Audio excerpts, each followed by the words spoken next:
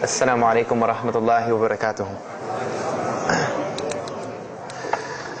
Alhamdulillah, alhamdulillah hamdan kathira. Wassalatu wassalamu ala Rasulullah wa ala alihi wa sahbihi ajma'in. Ashhadu an la ilaha illallah wahdahu la sharika lah. Wa ashhadu anna Muhammadan abduhu wa rasuluhu wa khataman nabiyyin wa rahmatul lil alamin. Wa da'iyan ila Allah bi idnihi wa sirajun munira amma ba'd. I'm going to tell you tonight about my journey from where I once was as a former Christian youth minister to how I got to where I am now. There's a lot of bumps in the road. You know, it seems pretty clear. Yeah, you're a minister and now you're a Muslim. You know, but there's a little bit more to it, inshallah. So just bear with me, and hopefully you'll get something out of it. Because the point is, at the end, is I want you to get the message behind the story. Because if I was traveling around the country just to tell my story, then I would be wasting time. It's on YouTube. Anyone can go get it from anywhere in the world. So inshallah, we're going to begin at the beginning. I was born and raised in Greenville, South Carolina. I was born and raised in Greenville, South Carolina. And I was raised by my grandparents because at a very early age, my mother had stepped out and my father was working 2 jobs. So it was me and my grandparents. And my grandparents were the traditional, conservative, Southern Christian folk, as they say. They were they were very, very conservative in their ideals and their ideologies, in their ways. You know, as you hear about, people being set in their ways. That was my grandparents. Like we did it this way, and this is the way you did it every single day, and that was it.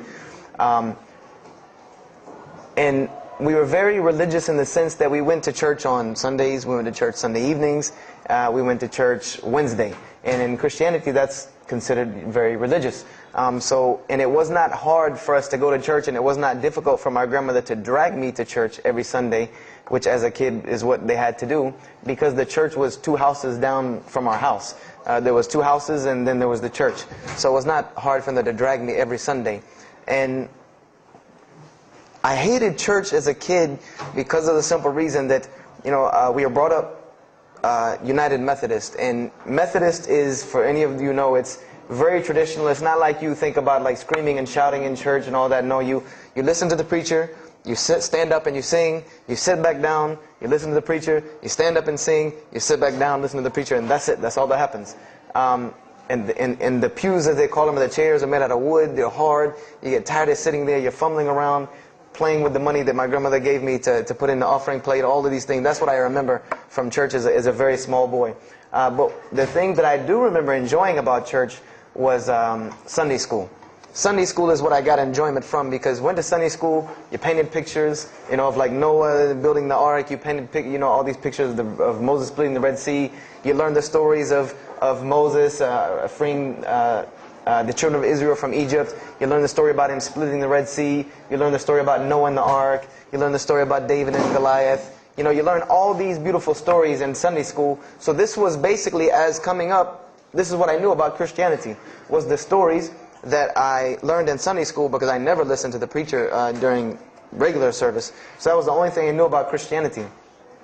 So coming up, this was how it was. It was just the norm. And the conservatism in my house, just to give you an example, and about the level of conservatism, is, let's talk about gender issues. Let's say when I became 12, 13, 14, and I started to actually, notice females, and I actually didn't think they had diseases and wanted to run away from them every time I saw them. Let's say I wanted to have a girl over or something of this nature. It was so serious to my grandmother that I had to make an appointment with her, let her know this girl was coming to my house. We had to sit in the formal living room, which in the South, I don't know how it is here, but you have the dining room, then you have the formal living room with all the nice stuff that you don't go in unless there's company over. And my grandmother either had to be sitting in the same room with us or in the kitchen where she could see directly in the room. I mean, this is just how it was in my house. This is how my grandmother and grandfather were. They were very stern. They were very loving, but there were rules, and those rules were the way they were, and they did not change. So this was my upbringing. And I would say at about the age of 12, 13, 14, more along the age 13, 14, I started going to the Saturday evening youth services at my church that were for 12 and up. And the youth services were held in the gym, and they were totally different than church. At the youth services you went, we played basketball, we played volleyball, we played dodgeball, we played every kind of sport, and we ate pizza and cake and candy, all the stuff kids like to do. And at the end, the youth minister, who happened to be my catty corner neighbor across the street. When I was 14, he was 17. He was the youth minister, so he would sit us down and give us a 30-minute lecture about Christianity, about something about God. He would give us a 30-minute sermon, and that's how the youth services were. And going to these youth services, I met some other people who went to other youth services. They invited me to Young Men for Christ and other things that were going on in South Carolina. And so I started to go to these different retreats and camping trips with them. And so that is when I would say that I started to become a Christian out of will. I became a Christian because I wanted to, not because it was something I was dragged to do. I started to actually want to be Christian. This is something I wanted to do. I made my own choice and my own decision to do it. So when I turned 15, I started going to high school. And when I was a freshman in high school, my best friend, who was the youth minister, was a senior in high school. And I remember we had a very close bond because I had not had my license yet, so I used to ride with him to school every day. And it was a big deal for me to be able to ride to school with a senior, especially since he had a brand new, or it was a brand new, but he had a restored '67 Mustang, which I've always been a fan of cars when I was a kid. So we had a very close bond, and we were very good friends because both of our parents were very similar. They didn't let us do much. So we spent a lot of time with each other. And when I became a sophomore, he graduated and started to attend Bob Jones University. I don't know if that rings a bell with anyone, but Bob Jones University is a very prestigious conservative Christian college in South Carolina. It's probably the most conservative college I've ever seen. Because the Moody Institute is known as one of the most famous in this country since Chicago.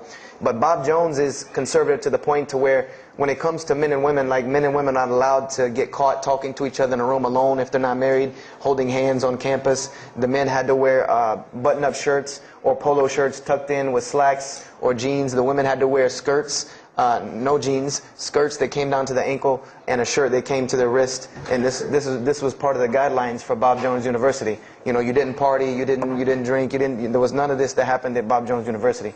And he started going there, and his major was textual criticism.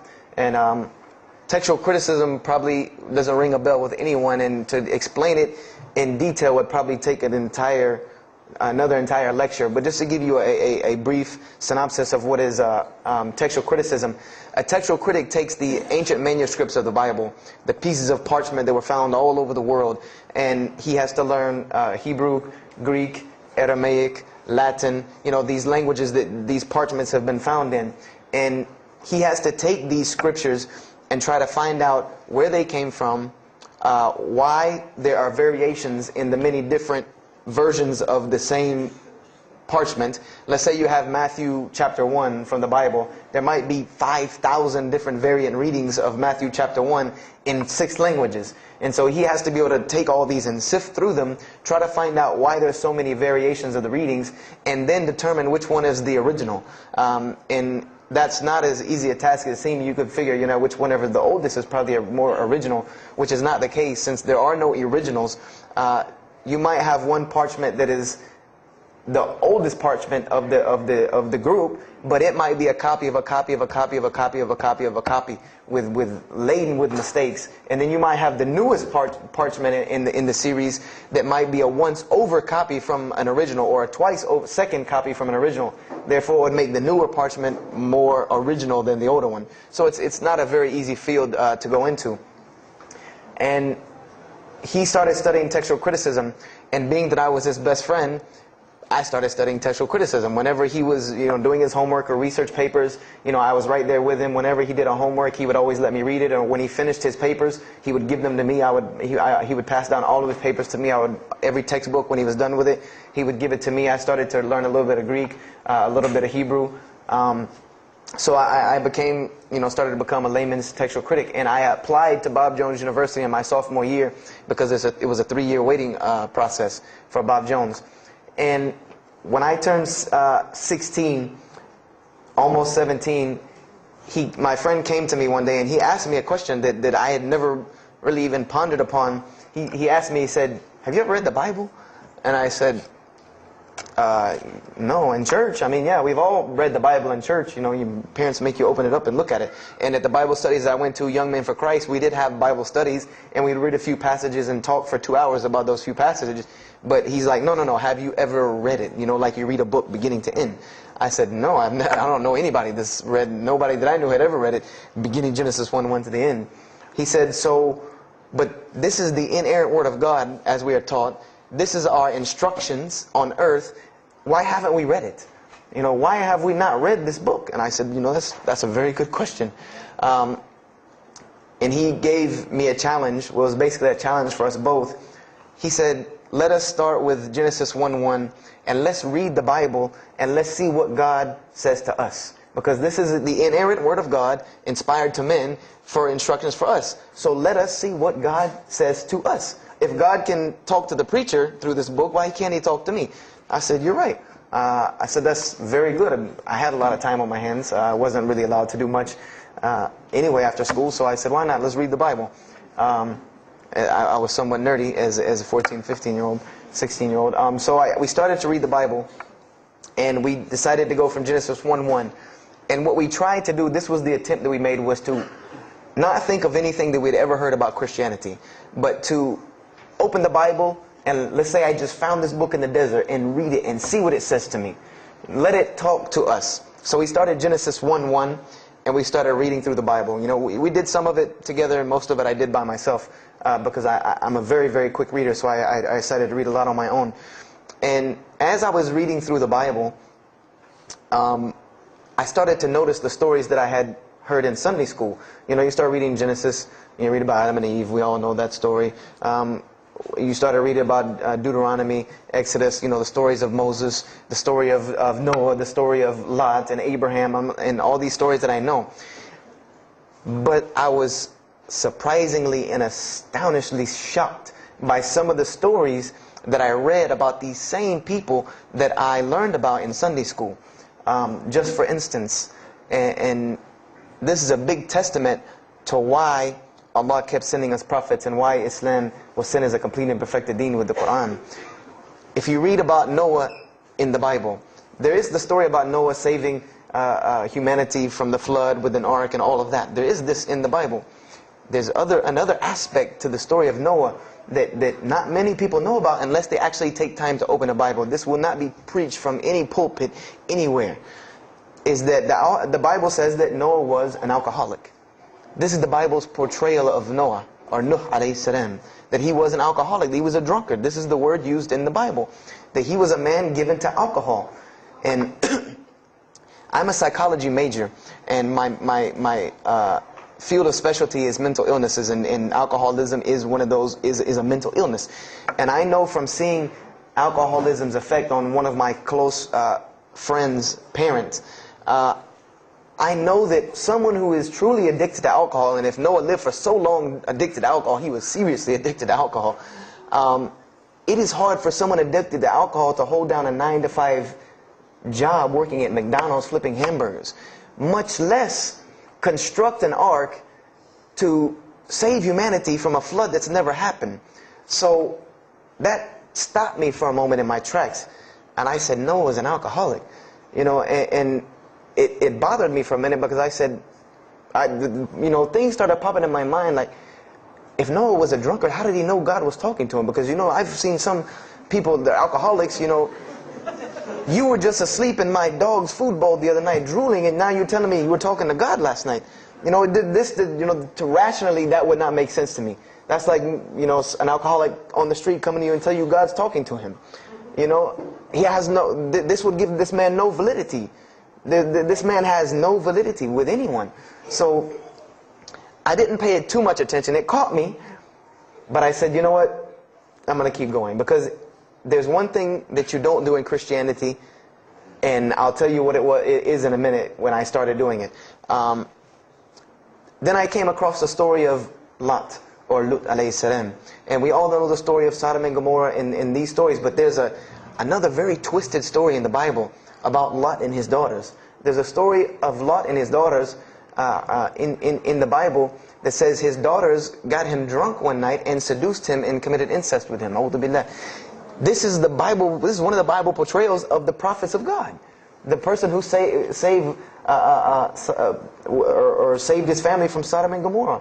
This is the story that is in the Bible. So I'm catching myself again, like, how this is becoming a really bad habit that I'm seeing. This is becoming a bad recurrence that I'm seeing over and over again in this Bible. So, you know, after that I started, you know, speeding through some of the other mumbo jumbo to get to more of these prophet stories.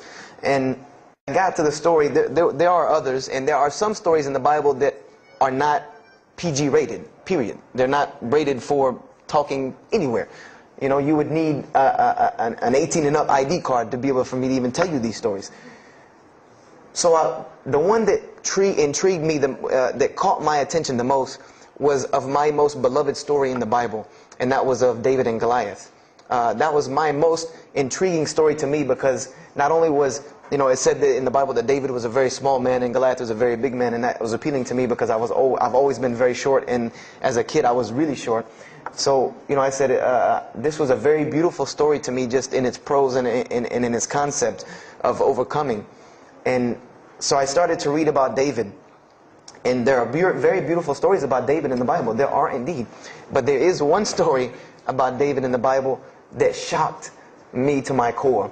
And it's a story about three people. There's three people in this drama: David, Bathsheba, and Uriah. And it says that David saw this woman named Bathsheba. And she was one of the most beautiful women of her time. And she happened to be married to one of the commanders of his army named Uriah. But David on this day decided that he was not able to resist his temptation to be with this woman Bathsheba, so he did. And he committed adultery with her. And knowing that he did this, the way that he decided to cover it up was he sent a letter to the generals of his army saying that when the battle was fierce, for everyone to pull back and abandon Uriah, so that he would be killed, and when he dies, then he could have Bathsheba, no harm, no foul. So David went from being the slayer of Goliath, the hero from man, to an adulterer, a plotter, and a murderer. And so this is when I really caught myself and said, hold on now. Something's wrong here. Something's got to give. I said, because to me, God's prophets in my mind were people of example. People who I could follow as an example. Someone who was supposed to be the best of us, so that we could follow them and emulate them. And they're turning out to be worse than some of the people that you see on America's Most Wanted. David is somebody that, if I only knew this about him from the Bible, I see him coming down the street, I'm going the other way and calling 911, because he has to have a warrant out on him for something. This is what I'm thinking in my mind. This man is not an honorable man at all. Okay, he killed Goliath, yeah, but he killed this other guy named Uriah to be able to commit adultery with his wife. So I committed the cardinal sin in Christianity. I started asking questions. This is the one thing you do not do in Christianity, is you don't ask questions, especially not about issues like this. So I went to my pastor and I started asking questions. You know, what's going on here? You know, pastor, there's a very bad recurring habit about these men in the Bible. What is the deal here? And I remember he told me the same thing that almost every pastor or every evangelist or anyone I talked to about this, same answer, almost like it was programmed. They would put their hand on my shoulder and say, Brother Joshua, don't let a little bit of knowledge wreck your faith. Because you're not justified by knowledge, you're justified by faith. And they would quote me verses like, lean not on understanding, you know, Paul's, we're justified by faith in Jesus Christ. You know, they would quote this whole line of thing to me like it was already pre-programmed, that they programmed in pastor school that people are going to ask you questions and here's the answer.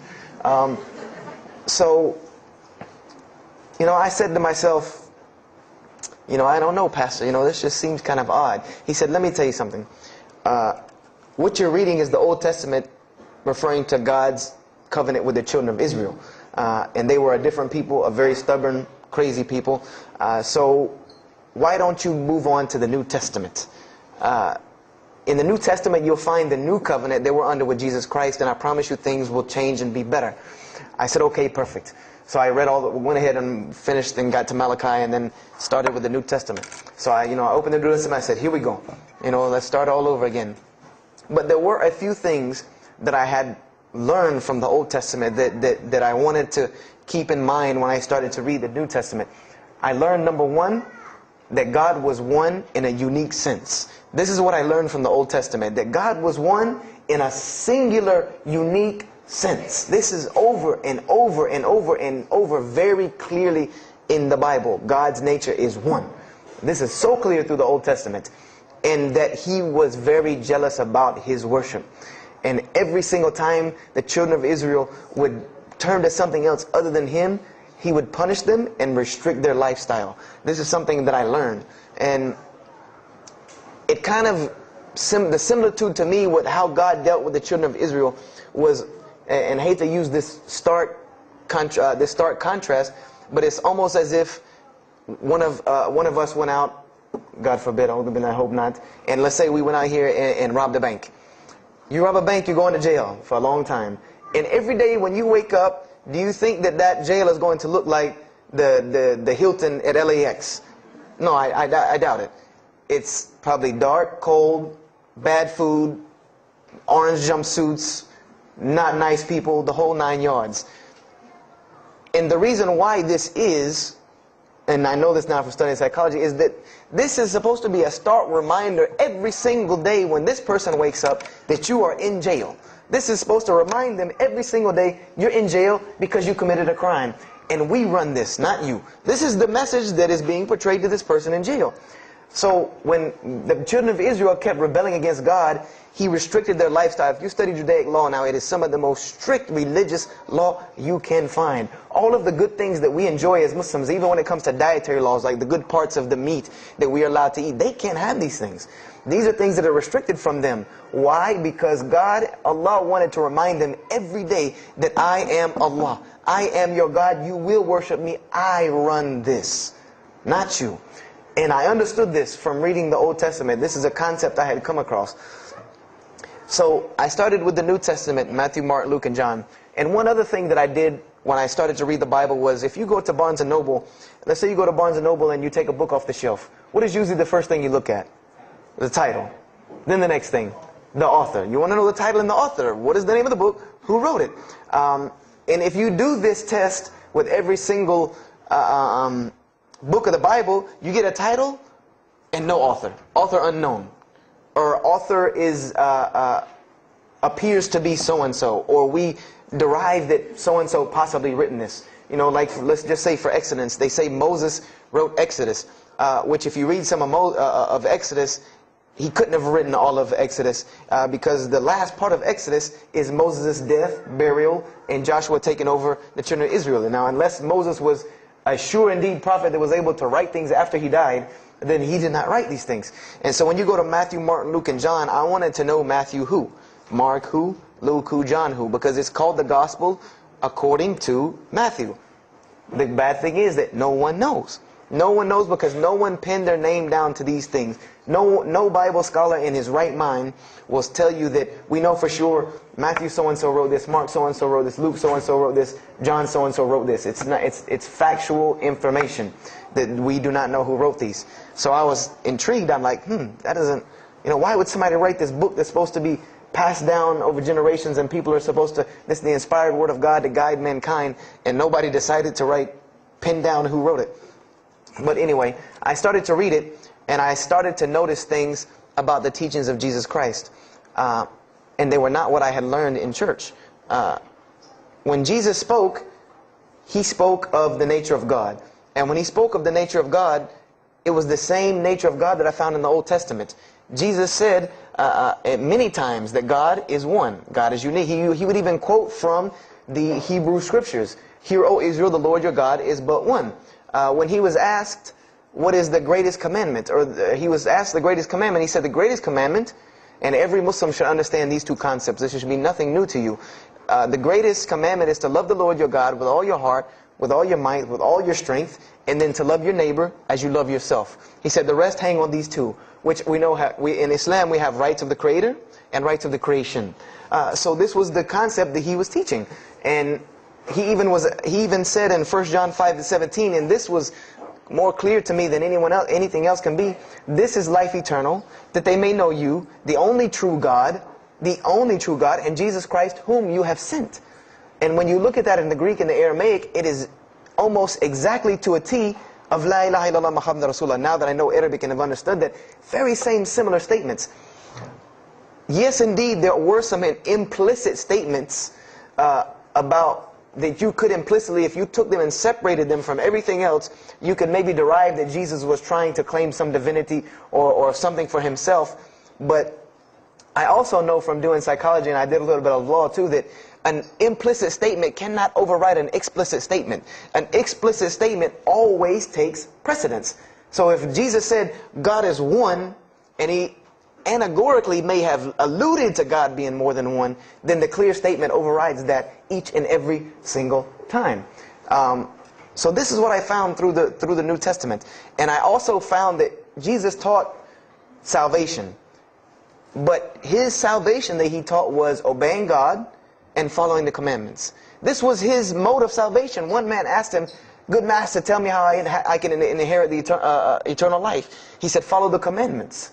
Follow the commandments. He even, in Matthew, was so sincere about it. He said, "Whosoever shall follow the least of these commandments and teach men to do so shall be called the greatest in the kingdom of heaven. But whosoever shall break the least of these commandments and teach men to do so shall be called the least in the kingdom of heaven." So this I understood very clearly, that Jesus taught the same nature of God that was in the Old Testament.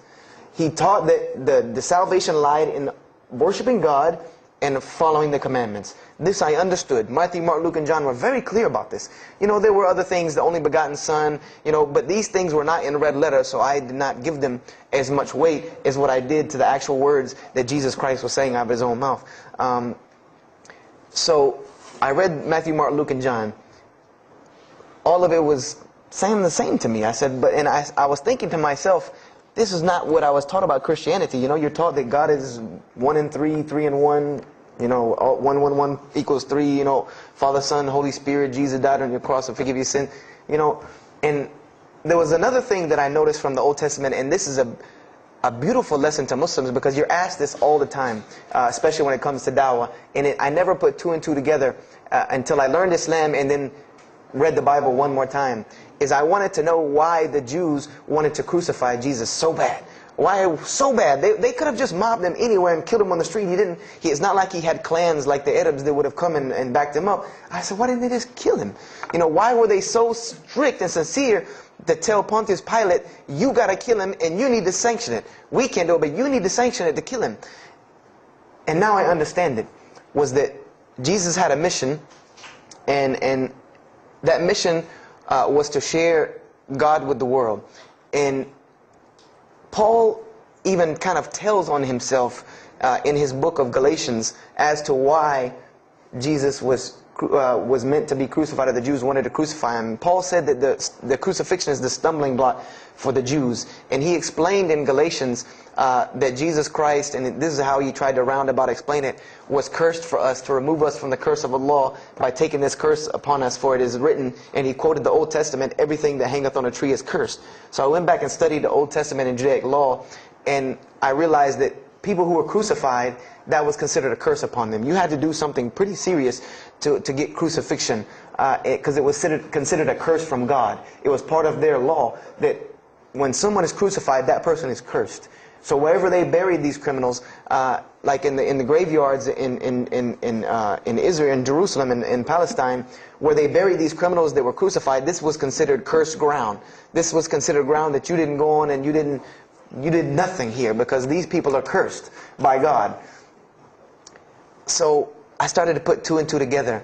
It's not that they wanted to kill Jesus, because they could have just killed him. They wanted to disprove who he was. This was their point, was to disprove who this man was. He said he's the Messiah. They wanted to disprove it, and they knew if you can crucify Jesus, he can't be the Messiah. He cannot be our Messiah if you can crucify him. And even if he is, if we can still force our crucifixion on him, then that'll detriment his message. So they understood this and knew this, and this is why they wanted to crucify him. And this is exactly why Allah saved him from it. Because everyone asks you, why did Allah save him from the crucifixion? Because you cannot crucify. That was part of his law that he came to fulfill, that he could not be cursed according to this law. He said, I have come to fulfill the law. To fulfill it. Therefore, he couldn't be cursed according to it. And this is why he went to the Garden of Gethsemane and asked God to remove this from him, because he knew how detrimental this was to his message of crucifixion. So I began to see all of these things. So I started to read. I got to the book of Acts and started to read the writings of Paul the Apostle. And things went from this to this. It went from one way to another way. It went completely flipped, turned around. The entire teachings went from obeying God, worshiping God, following the law, to worshiping Jesus Christ and abolishing the law completely. Paul even wrote to the Galatians, "Oh, you foolish Galatians, why are you still following this cursed law? Jesus Christ came as a curse to remove us from the affliction of this curse." So I said to myself, but Jesus just said a few books before this that whosoever shall break the least of these commandments and teach men to do so shall be the least in the kingdom of heaven. And here you go, Paul preaching this gospel to abolish the law. So I even asked, what is going on here? So I started asking my pastor, and my pastor said, now you're getting into deep water. You know, now you're starting to question the New Testament. You really have some issues. You know, they even thought that I might be, possessed and all kinds of things. So I had a very big conflict going on inside of me, and my friend took me to his textual critic teacher, his professor. And what this man told me probably wrecked my faith in Christianity. And I always say, I doubt he would be very happy me traveling around the world telling people that a Christian professor from Bob Jones University wrecked my faith in Christianity. But he did. Because what I asked him was, what happened to all these contradictions? You know, in the Old Testament there are many contradictions. If you study Hebrew language, you'll understand that when you read some of the Old Testament or the Torah, that there are some parts of the Torah that you can see is the most beautiful Arabic that you can see, the most beautiful Hebrew that you can see, just like when you read the Quran. It's very beautiful Hebrew. And then 2 chapters later, you'll see Hebrew that looks like a broken 3-year-old who is trying to scribble some Hebrew down. It looks very colloquial, very dialectic. You can tell it's not the same person speaking. So I went and asked him about all this stuff I saw. And he told me, he said, what you have is a book written by men over centuries and centuries and eons and eons. And he says, and this book started as an original that was copied and copied and copied, and somebody added a mistake, and somebody came behind him and corrected that mistake and added 2 of his own. Someone came and copied it and skipped a line and added a line where it wasn't supposed to be. And then someone else came and copied it and took it to his country, and in order for it to fit well with the doctrine they were teaching, he would cross out a dot here or cross out a word here or change a word here so that it would fit with the theological ideas of this part of the world. And he said, and after all these years, you have a book now that is compiled from all of this, written by the hands of men that still have men's fingerprints left on it. And that's what you have. You have an imperfect book that is only perfected through faith. This is exactly what he told me, that this book is perfected through faith. You cannot perfect it textually. It's not a textually perfect book. Those who believe in it by faith. And so I said, here we go again with this faith thing. You know, I said, God gave me a brain for a reason. If he did not want me to use it, he would remove this reason and logic part of my brain out and replace it with more faith. So, and I was of the opinion, as the saying goes, my grandmother didn't raise a fool. I'm no fool. I said, I can't believe in this. This book I've been taught is the inerrant word of God, and you're just telling me that it's a book of errors that's only perfect through faith. That's like me taking a 1982 Datsun all beat up and say, if you believe, it can be a Mercedes. If you believe. That would make no sense. You can't take a car to the car dealership and say that. No, if you really believe it, if you look at it right, it's a Mercedes. So I said, no, this is a book full of errors. And God's religion is perfect. If God has a religion, it's perfect. If he has a book, it has to be perfect because he is perfect. So I left Christianity completely. And I decided that I was, you know, I had learned some concepts from the Bible. God was one. You couldn't fool me of that. You know, I had also concepted that there should be nobody standing between me and God, because He created me without permission from anyone. Therefore, I don't need to be taking permission from someone to go to Him. If I had to be forgiven for something, it should come from Him, because on the Day of Judgment, it's going to be me and Him alone. And I didn't know about God's prophets yet. You know, I had my doubts and persuasions about that. So I decided to start searching other religions. I went back to Judaism. I studied Judaism. I found the same thing that Jesus taught about two spiritual Jews that leave the law, and Jews that were so caught up in the law that they left no room for spirituality. I studied Buddhism, Hinduism, Taoism, Confucianism, Wiccan, Bushido. You know, everything I could get my hands on, every type of ism or religion, I studied it. But there was one litmus test that I used for every religion. And whenever I met them, or the people or whatever about this religion, I would always ask them, do you have a book? Do you have a book? Because another thing I had come to the conclusion of is that if your religion is true, you should be able to tangibly hand me something and show me that this religion is true. Give me something that I can see. I don't want to hear that faith stuff anymore. I heard that all my life, and look where it got me. It got me thinking I'm driving a Mercedes running around in a 1982 beat-up Datsun. I said, no, you have to show me. And so I read the Bhagavad Gita, I read the Torah, I read the Scrolls of Tao, you know, I read the Code of the Bushido, I read the Wiccan Book of Spirits and Spells and all that other magic stuff they have. And I read all of these things, and I found something very congruent with all of it, was that there were very same philosophies and teachings in all of these major religious books. They all talked about God and His nature. Most of them alluded to the fact that God is one, and that God sends messengers to us and people to us to teach us. But they were filled with a whole bunch of garbage, to be honest with you, that I couldn't logically, rationally believe. So at about the age of 17, just about the time, about 17 and a half, I gave up my search for God. And I became kind of angry with God, because I said, here I am looking for you, and I can't find you, and it doesn't look like you're giving me any help. And I don't know how many of you know, but for a 17-year-old that is frustrated with God and the world, there's a lot of trouble he can get into. There's a lot of things he can do to put himself in predicaments when he's frustrated the world and had come to the conception that, you know, if there's a God that exists, then He doesn't really care about me. You know, that's a kind of a dangerous young man. So I started doing the whole partying in trouble, going to parties, drinking underage, all of this stuff I started doing. You know, I'm a perfectionist at heart. So when I was a Christian, I tried to be the best one I could. If I was going to switch to being any other religion, then I was going to do that 100%. So you better believe when I went after the dunya, I did that 100%. And you know, I was a martial artist since I was 15 years old, and even though it was only 2 years, you know, 2 years at 17, you think, you know, you're Bruce Lee. So I got into a lot of fights.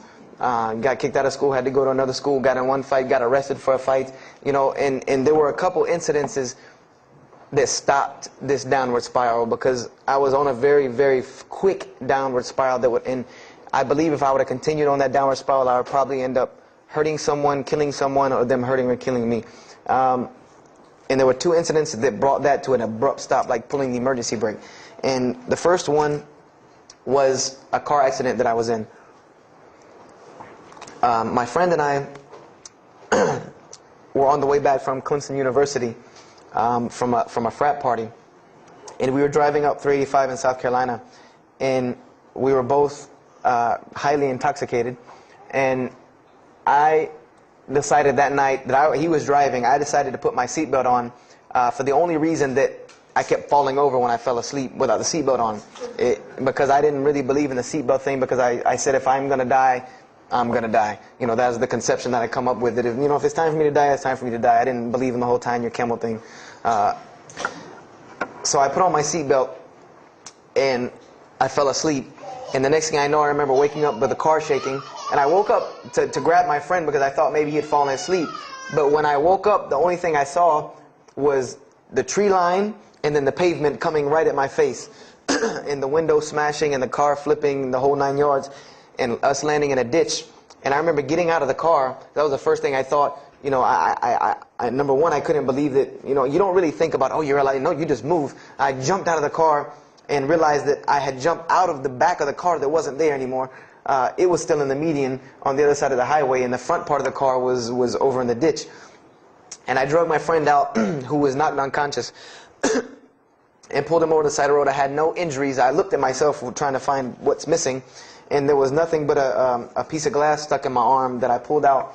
And it just so happened that a state trooper was passing the other way, because he turned around and came back. And when he came back, he asked what had happened. And the first thing he asked me was, did you see what happened? Because there was other people who would pull over, so I guess he thought that I was a bystander, because I started to walk towards him. He's like, did you see what happened? You know, where are the people? I said, yeah, I really saw what happened. I was in the car. You know, and he was like, you know, as they say, like the color drained out of his face, because he was shocked. He said, how were you in that car? You know, and of course they took to the hospital. My friend got arrested, DUI. But before he put us in the ambulance, he was a man of God, because he looked at me and he told me, he said, young man, you better realize that you're on this earth tonight for a purpose. The only reason you're still alive is that God has a purpose for you. If not, you don't live through things like that. People without purpose, if you didn't have a purpose, then this night would have been your night. So you need to realize that. I said, this old man's out of his mind. You know, if God had been looking for me, he had the opportunity to get me a long time ago. So don't tell me about that God stuff now. So I paid it no attention. And about a month later, 3-4 weeks later, my friend and I, same two, he's on crutches still, we decided to go to New York City. We decided to just take off, drive to New York City. We didn't tell our parents where we were going. I said I was sleeping in his house. He said he was sleeping in my house for the weekend. So we drove to New York. And in New York, I remember going to the ATM to get some money. And in New York, they have these ATMs where you have to go in the little glass room to get your money at ATM. I don't know if they have that here or if any of you have been to New York. Now, alhamdulillah, you have to put your bank card in to go in there. But in '97, it was not like this. You went in, and it was almost like the game Mousetrap, because you go in, take out your money, criminal comes right in behind you. There's nowhere for you to go. You know, there's nowhere to run. So I went in and I took my money out of the ATM, and I heard the door open behind me. You know, so I turned around. You know, I thought somebody was coming in behind me, and there was a man who put a gun to my face. And he must have really, really, really, really needed this money, because he didn't ask me anything. He didn't say a single word. I just remember looking at the gun in my face and him pulling the trigger. And it was a revolver. And to this day, I'll never forget that image in my head of seeing that little spindle turn and hearing that very distinct click of a revolver. And it probably could have been like a .32 snub-nosed gun like this, but when it was in my face, it looked like one of those like cannons that you see on the movies.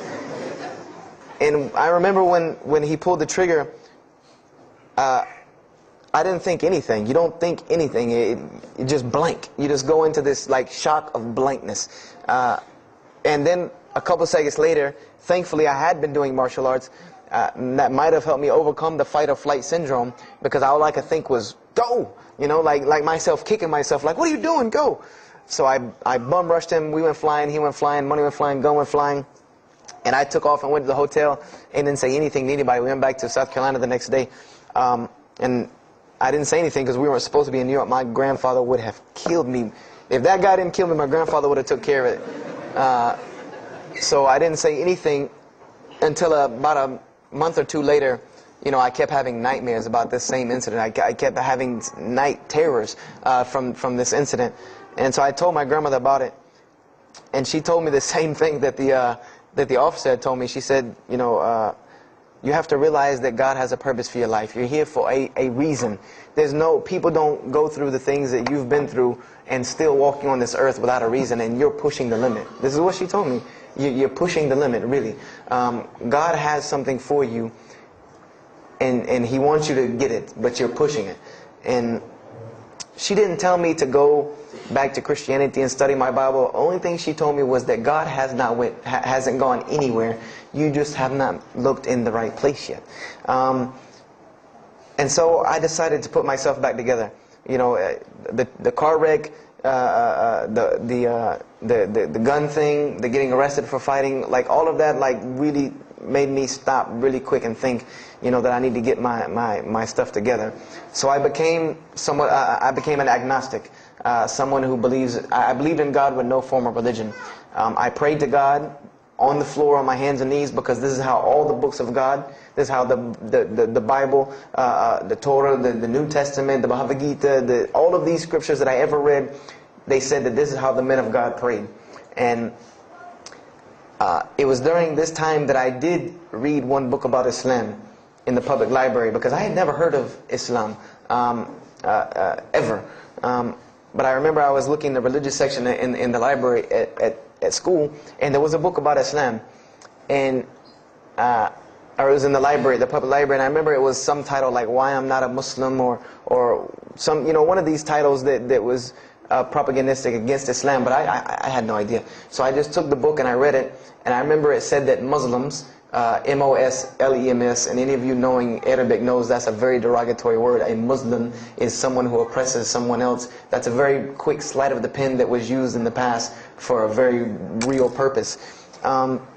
It said that Muslims were people who worshipped a moon god named Allah, who lived in a box in the desert in Saudi Arabia, and they were oppressive to women. I remember there was a whole chapter about how they could have 4 wives and as many as they want, actually, because they could marry 2, divorce 1, get 3 more. This whole, and it said that I remember the one thing that really caught my attention was the whole chapter on jihad, where it said that Muslims were allowed to kill non-Muslims at any time, at any place, without discretion, and it was an honorable act, and not only would they go to heaven before it, but they would get 70 virgins on the way. So I closed the book on Islam, put it back on the shelf, and marked off Islam off my little list of religions, and said thanks but no thanks, and if I ever see a Muslim, I am out. And I said I'm pretty safe in Greenville, South Carolina. I had never seen a Muslim ever. So I said, I don't have to worry about running into no Muslims, thank God. So, I started, just worshiping. I tried to just be a good person, pray to God, ask Him for guidance, try to be a genuinely good person. And I remember what changed is when I met a Muslim. I met a Muslim who I had met a couple of times at school. We had went to school together, and I knew him, but I never knew that he was Muslim. And there's a couple of reasons why I never known he was Muslim. Because he was African American, number one, and the book said that Muslims were Arabs. And number two, I didn't know, I thought Muslims ran around, marrying as many women as they want and killing non-Muslims. I didn't know that they could also be part-time drug dealers. So I never knew that this guy was Muslim. I didn't put 2 and 2 together. So we were at his house one day, and me and my other friend, the one that I got into a lot of trouble with, I'm trying to keep him out of trouble now. We were at his house, and we were debating something about religion. I forget what even the topic was, but you had 2 teenagers thinking they know everything. And I was trying to explain something to him about the Bible. And that guy came in and was listening. He said, "Have you ever heard of Islam?" I said, "Yes, I've heard all about Islam." He was like, "Okay, so what do you think of it?" I said, "What do you mean what I think of it? That's probably the worst religion I've ever seen on the face of the planet." He's like, "Why?" And he's like, "I'm a Muslim." I was like, "Man, stop playing." You're an African American. He's like, "So?" I'm like, "The book said you guys were Arab. All the Muslims were Arabs." He was like, "What else did you read in the book?" And I told him. He was like, "Man, what in the, what have you been reading?" He's like, "You need to go to the mosque for Jummah." He's like, he told me, he said, "I'm not a good Muslim." This is what he said to me. He said, "I'm not a good Muslim. I'm not even going to try to front and say I'm a good Muslim."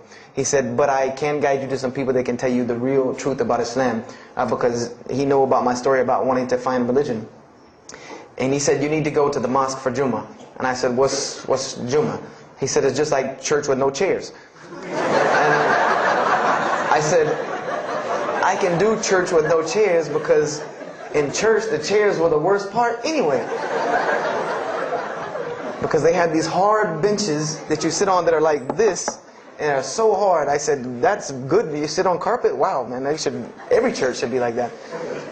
And I said, where's the mosque? He said, it's on Wadehampton Boulevard. I said, where on Wadehampton Boulevard? I lived on Wadehampton Boulevard. I lived right off of Wadehampton Boulevard. He said, you know where Lee Road intersects with Wadehampton? I said, yeah, I live on the other side of that intersection.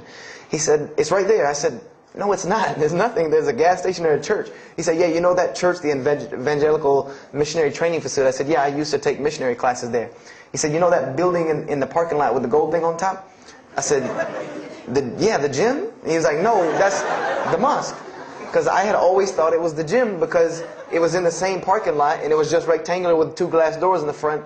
And you could literally walk in between the church and the masjid and touch them like this. Anyone doesn't believe me, go to Greenville, South Carolina, look at the masjid. You can almost touch both of them just like this.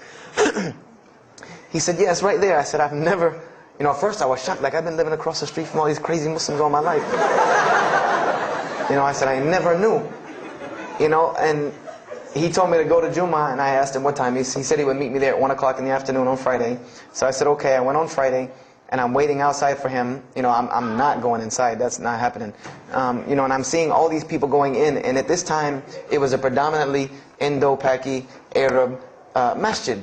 Anyone who went in was not American, period. And I did not see even one African-American going there.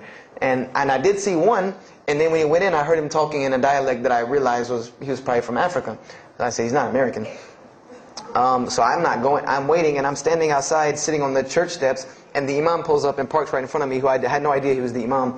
But he got out, and he asked me, am I waiting for someone, this, that, and the other? And I explained to him. He said, oh, yeah, we know this brother. You don't see him that much, but we know who he is. He said, I'm glad you came. He was a very, very nice, gentle young man. And he invited me into the mosque, and I kind of wanted to wait on my friend, but I didn't want, at the same time I didn't want to tell this man I don't want to go in. So I went in, and they put me in the back and gave me a chair anyway. And I said, I came to sit on the floor. And they gave me a chair anyway, and all of these people are piled up in front of me. And there's no Americans here, and I'm starting to wonder, if this is a setup, because it's starting to smell like a setup to me, because in my mind I'm like, you've been set up before, and this seems kind of like this. So, and I'm starting to think in my head, scenarios, a young mind at play. I said, this other guy, my friend, he probably was in the same situation like me, and he probably made a deal with them to get out as long as he brought other Americans and tricked them into coming to the mosque so they could do their jihad after Jummah and get their 70 virgins. So I'm sitting here, and there's all these people in front of me, and then there's a curtain with all these people behind me making noise, and I have no idea who's back here. So I'm stuck in the middle of this. I hear that it's some women, but I don't, there's a curtain. I have no idea. So I'm like, there's something very odd about what's going on right here. I'm like, just let me make it. I'm starting to look for the exit. I'm like, calculating how many people are between me and the exit. I know some martial arts, so I said I might hit a couple of them, and I'm out. And then the imam came, and I just now realized that he was the imam because he got up on the minbar, and they started to call the adhan. And, I said, okay, that man seemed nice. He seemed genuinely nice. So I felt a little more comfort. And then he got up after the adhan, and he started his khutbah. Inna alhamdulillah nahmaruhu wa I said, oh my God. I said, I bet you he's talking about me. And he's being forceful. He was getting loud and banging on the minbar, and he's pointing in my direction. I'm like, oh man, I gotta get out of here really quick, I said, well, I'm going to take my chances with the women behind me. I'm going through the curtain. And then he started to, when he got done with his Arabic tirade, he started to explain it. That verily all praise belongs to Allah alone, or God alone. In Him do we worship, in Him do we seek help and assistance. We seek refuge with Him from the evil that lies. He explained what he said in Arabic, and it sounded to me so beautiful. It was very, very beautifully prosed, what he said, and I wanted to know where he got that. I said, where did he get that?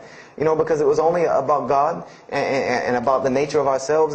All of us should know that the beginning of the khutbah, and he quoted the 3 verses from the Quran. O you who believe, fear God as He should be feared and do not die. And instead of a state of submission to Islam, he was a very wise man because he translated everything. It was almost as if he knew I was there and translated everything for me. And he. I remember to this day what the khutbah was about. And I don't know if he did it because I was there, or if that was his already planned khutbah, but it's almost as if it was meant for me. The khutbah was that, the title of it was that the forgiveness of Allah is open to anyone at any time, at any place, no matter what, unless they have committed shirk. And the prose of the khutbah was a very long hadith. A very long hadith that some of you will know.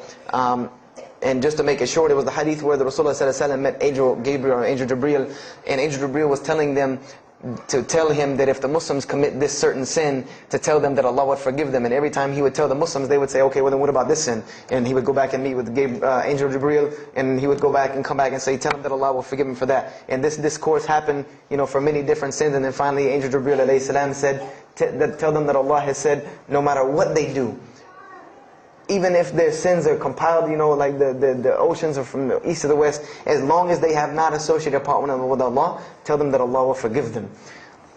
And I remember he told me that, or he said that, that the door of repentance to God is open as long as you have not seen the angel of death or the sun hasn't risen from the west. I didn't really understand the sun risen from the west thing at that time. But, and he said that, God's forgiveness has to come from God alone. And this was the whole premise of his khutbah, was on forgiveness and tawbah. And I was saying to myself, these are all of the same concepts that I had formulated through reading the religious scriptures myself. And I'm asking myself, where did he get this stuff from? Where did he get all this? And he started using names like, he used the name Ibrahim alayhi salam, he used the name Musa, and I'm like, he translated it to Abraham and Moses. I'm like, where did he, where is he getting these? These are names from the Bible, I know these people. And so after the khutbah, they started lining up for the prayer. And I got apprehensive because everybody's getting up in front of me and blocking my exit from the door. And so I guess one guy in the back saw me, and because I had to move back a little bit, he said, we're about to pray. And I said, pray to who? And he said, to God. I said, which one? And he said, the one that created the heavens and earth. The same one that's in the Bible, the only creator of the heavens and earth, the only God. I said, yes, I know him. And so the Imam started to pray, and when he recited the Quran, I know it sounded very intriguing. I had no idea what it was. But then when I saw Muslims bow and prostrate on the floor, verses and verses of every religious book that I had ever read started ringing off in my head, that this was the way men of God prayed. And the first thing that I could think of in my mind was, this is worship. That's what I said to myself. This is not prayer, because prayers are asking God for something. These people are worshiping God. So I said to myself that you've written this religion off way too easily. I thought I was a much more open-minded person than that, and I was ashamed of myself that I had written it off with just one little book. I had put all these studies into the other religions. I read this one thing about Islam and was done. So I went to the Imam after Jummah. He talked to me, and I would have to say that I was probably a little bit rude with him. And I've asked him to forgive me. I saw him a few years later. I said, you got to forgive me for the first time you saw me. Because he started telling me, would you like to know a little bit more about... He had a very heavy accent. He was an Egyptian brother. Would you like to know a little bit more about Islam? He tried to give me some pamphlets. I said, no. I don't want any of this right here. I said, do you have a book? This is what I wanted to know. Do you have a book? Can you give me... He said, yes, we have a book. I said, it's called the Quran. I said, can I read it? Is it in English? Can I read it? He said, sure, you can read it. And then he tried to explain it to me a little bit, how it came by. I said, nah, just give me the book, because the book should speak for itself. So I took the Quran home, and on Friday night I started to read it, because this is a book I had never seen before. And I was very interested. So I went home and I opened the Quran, and I read the Fatiha. It seemed to me kind of like the Lord's Prayer. It was a little similar to what I found in the Bible. But then I started to read Surah Al-Baqarah. I started to read Surah Al-Imran. And I started to see names that I had seen before. I started to see names like Abraham, Moses, David, Jesus, Yahya, John the Baptist, Zechariah, Mary. And I said, I know all of these names, but there was something different about these people in this book. The prophets that I found in the Bible were people that were deplorable, of not very good character. These same men in the Quran were someone who were at the highest echelon of moral character and moral fiber. They were someone that was an example to be followed because they lived the message that they preached. Therefore, they were able to be followed and emulated. So, I read all of these chapters and I read the story of Jesus, peace be upon him. Because when I saw the name Jesus first, that really intrigued me. I wanted to see, what does this book have to say about Jesus? And I read the story in Ali Imran, and I read the story in Surah Al-Maryam. And it was more beautiful than anything I had ever read in the New Testament, or any nativity story that I had ever heard. It was more beautiful than that, times 10. I remember the only thing that I could capture in my mind was the miracle of how, because in the Bible you never really figure out the conflict of how Mary gets over this finger pointing at her about her coming with a baby and she's not married. There's no real end to that. There's no real defense for her from this in the New Testament. But the Quran is so explicit and so clear that Jesus' first miracle was to speak from the womb, to speak as a baby and defend the honor of his mother. Something that you cannot deny. Something that you cannot deny about her, who Mary was, when you have this baby speaking on her behalf. So, I would say I read the Quran entirely in 3 days. But that first night, after I had made it through Surah Al-Imran, my heart was already given to this book. I didn't know what it meant to be a Muslim. I didn't know how to be a Muslim. I didn't even know what that meant. But I knew that whoever it was that followed this book, I wanted to be like these people. I wanted to be like the people that I read about in this book. These were people I could follow. These were prophets. This was a book of guidance. And this was something that the book is calling and appealing to me. That if you don't believe in this book, you never see that. I've never seen this in any other scripture. The direct challenges that are in the Quran, that if you don't believe this book is true, put it to the test. Put it to the test. And this was something that was so astounding to me, that God is telling you over and over again, if you don't believe this is the truth, test it. Bring me something else like it. Test it. Put it to test. If it was written, if there was more than, all of the analogies about God, everything was so logical, so rational, so reasonable in my mind that it was like 2 + 2 = 4, and that was it. There was no 1 + 1 + 1 = 3, egg, yolk, water, fight. There was none of that foolishness. The Quran was very direct and very straightforward in its teachings. So I gave my heart to Islam that night in my living room, reading the Quran, and I cried and cried, that I had been looking for the truth all this time, had searched all this way, and it was right across the street from my house. And so I went back on Monday to accept Islam and ask these Muslims where in the world they've been all this time, and I go ready to go in there and do my thing, and I go and the masjid is locked. And because they only came on Fridays in for Isha during that time, and I didn't know. So I said, okay, I guess I have to come back on Friday, because every time I passed by the masjid after that, it was always locked. So I came back on Friday and I took my shahada, and as they say, the rest is history. But I don't travel around the world, and this was in December of 1998. I don't travel around the country and the world telling my story, just for the entertainment value. Even though I've been told it does have some entertainment value, I don't tell it for that person for sure. If that was the only reason, then you could just get it off of YouTube and it was the same exact story. I'm going to finish with this, and I hope you can give me 10 more minutes, inshallah, to tell you why I go around telling my story. I tell my story to let everyone realize that there are millions and millions of people just like me.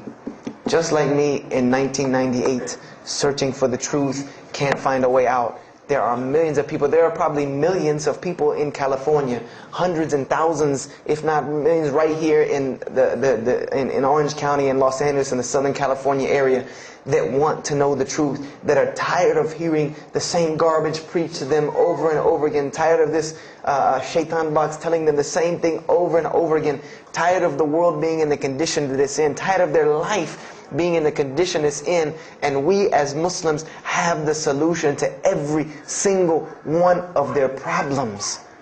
And guess where we keep it at? Right here inside the masjid.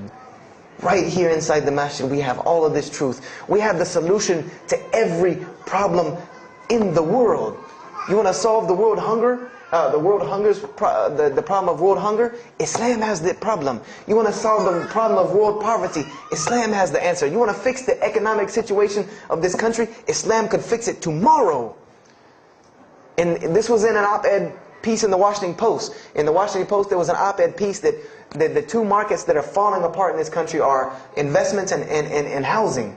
And there are two people in this market that while the rest are bottoming it out, this market is steadily climbing. It's not getting rich overnight like people want to, but it is continually going up, and that is Islamic financing and Islamic housing markets. These two things are so steady and so strong that economists in DC are trying to figure out how they can take some of these Islamic principles, from these investing and housing firms, and plug them into this system to give it some stability, because they realize that you won't get rich overnight in the Islamic system, but it will be stable.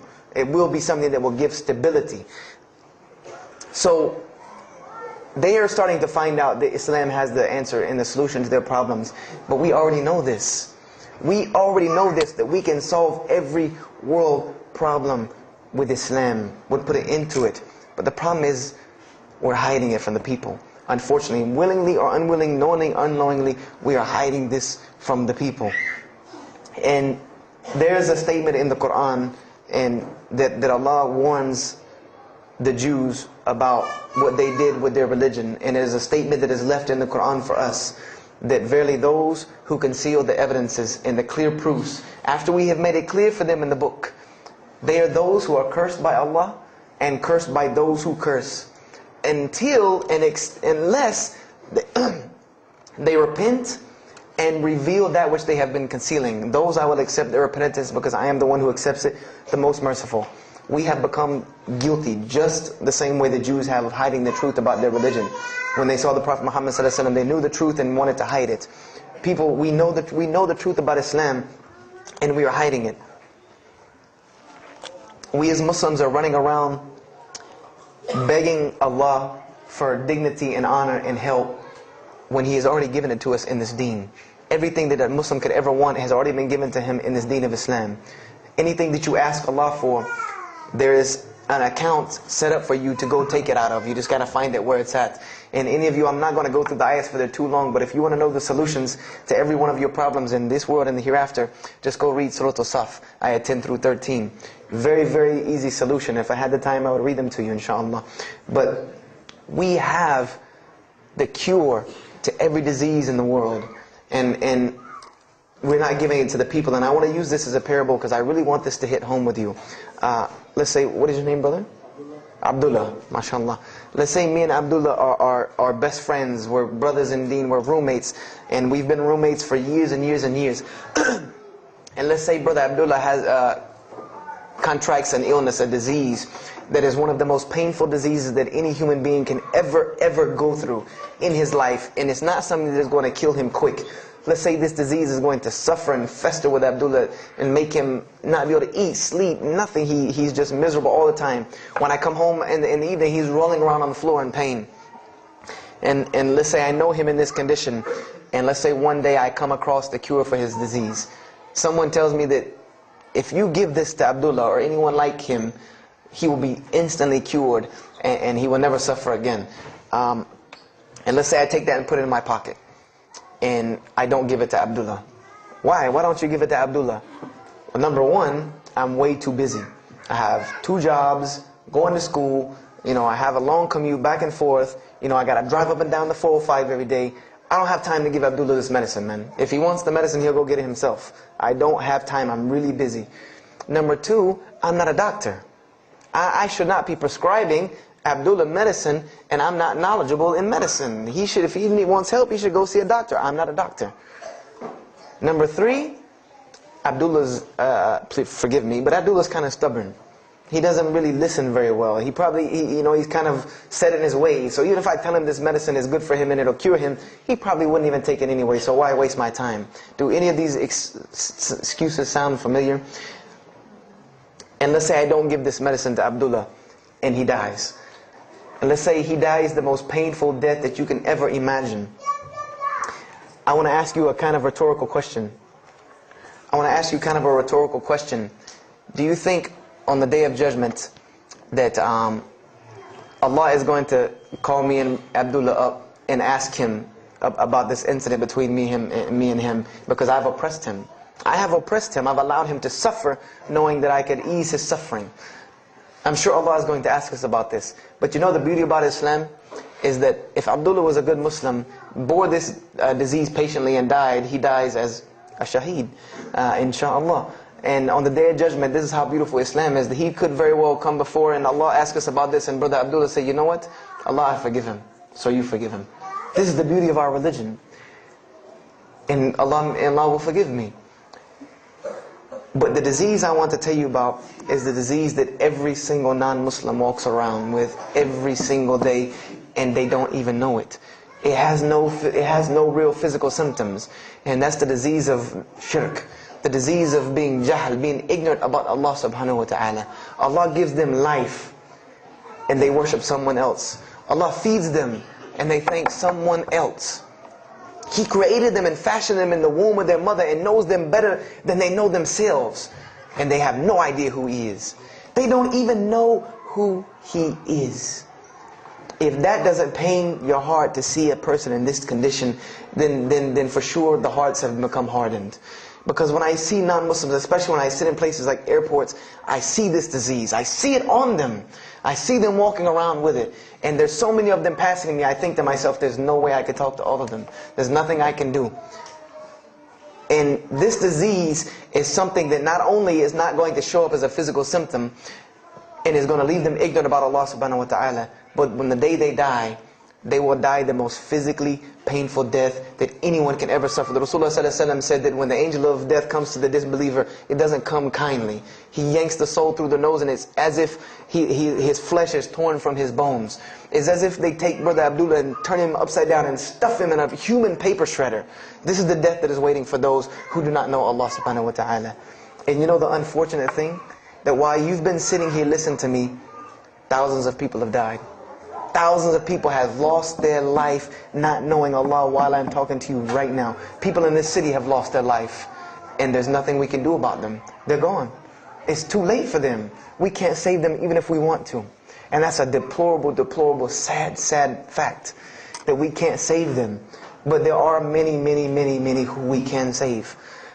And that all that takes is us taking this light of Islam we have and showing it to the world. There's a statement in the Bible, and I finish with this. Whether Jesus ﷺ said this or not, doesn't matter, because this statement is one of the most profound statements that has been somewhat of a focus for me in my mission of da'wah.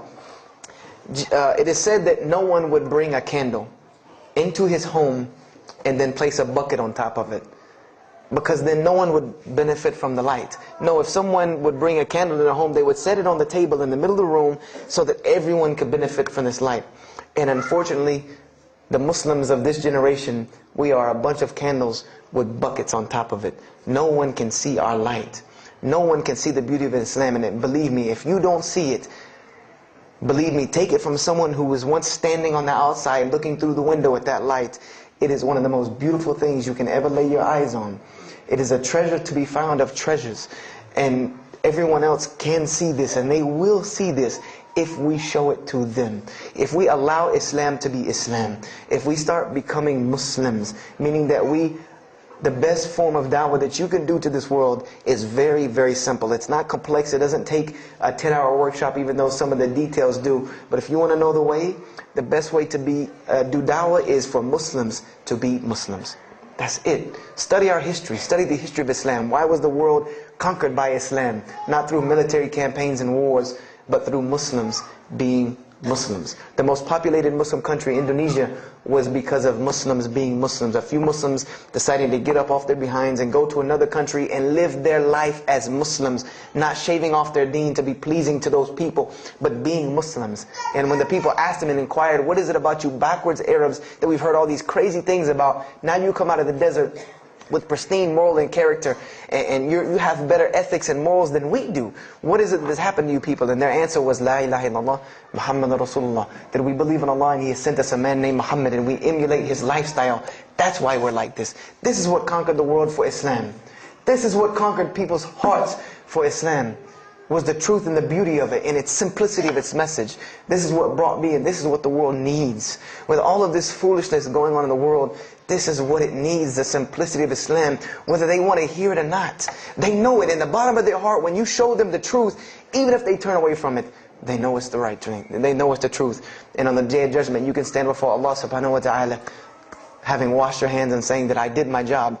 And I finished just one more thing. I finished with this. If you don't believe this is important, if you don't believe this is one of the most important things you can do as a Muslim, then the last statement of Prophet Muhammad ﷺ to the Muslims as a whole, he gave his farewell sermon. And we know that what his farewell sermon was a summary or a synopsis of what Islam is and its general principles. And he knew this was the last thing he was going to say to the Muslims as a whole. And how did he end this sermon? Those who are here, pass this on to those that are not here.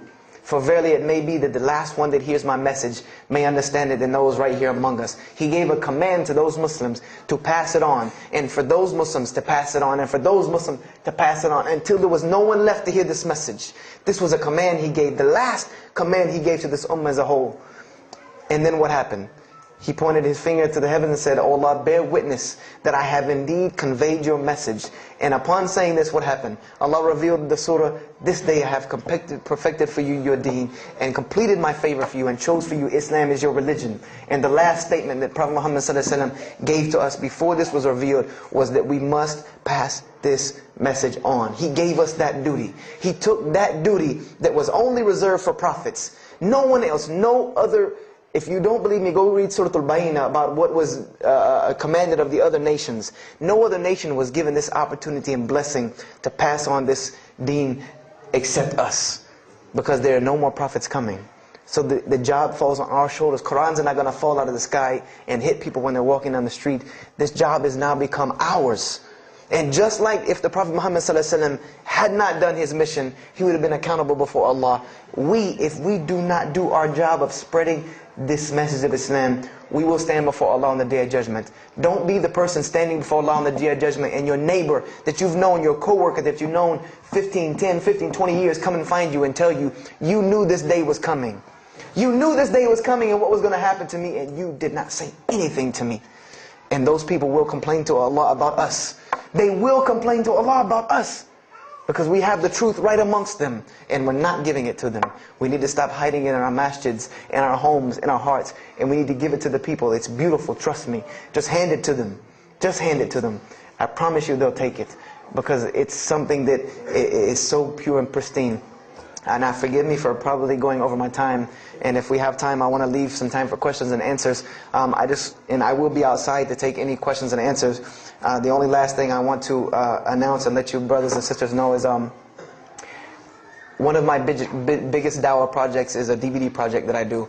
And my goal is to put a DVD about Islam in the hands of every single person in the United States of America. Right now I'm working on Florida and I have other brothers working in other places because people will watch a DVD. We did studies on this, and people will watch media before they'll read a book or before they'll listen to an audio CD. And alhamdulillah, through these DVDs we've gotten, I would say, an average about 2 shahadas a month. Because my personal contact info is on the DVDs, and people watch them and they call me and I converse with them, and usually most of them accept Islam. I just had a shahada the day before yesterday from Irvine, Texas, from someone who had bought the DVD and given it, a Muslim had bought it and given it to his friend. His friend hated it or didn't want it, so he gave it to another person, and that person gave it to a co-worker at work who watched it and accepted Islam. So this is one of my biggest projects.